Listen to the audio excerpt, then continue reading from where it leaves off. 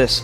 After he was raised, so now we're kind of going fast forward in time from the dead, his disciples, and I want you to, his disciples remembered. His disciples remembered. Now, if you go to verse 17, I read that already. But Jesus says, man, like, get all this stuff out of my house. And it says the disciples remembered.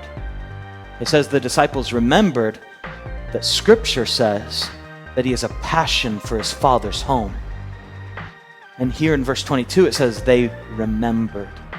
And here again, it wasn't until after the death and resurrection that they remembered what Christ said, that he was speaking of his own body, that he was speaking of what was coming, that he was speaking even in the water to wine, that he was coming to do a transformation for everyone, that he was speaking that he is cleansing all of us, that he is the sacrifice so that no one has to come and get a sacrifice again to give to God. No, Christ is that for us. So they remembered.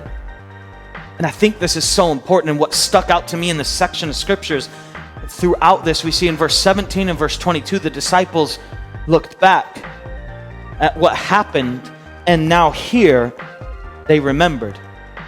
See, sometimes it's like what you knew back there to what you know now, it changes, and now you can look back and you can remember with more clarity. Like for some of us, if you just look back, you can see the faithfulness of God.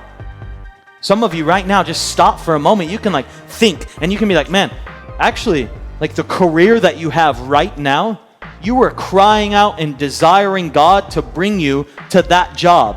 But now you're in it and you're like, man, but my boss is a horrible boss. Like, it's like, no, you were praying for that boss before. God brought you here. Look back for a second and see his faithfulness. What he said he would do, he's done.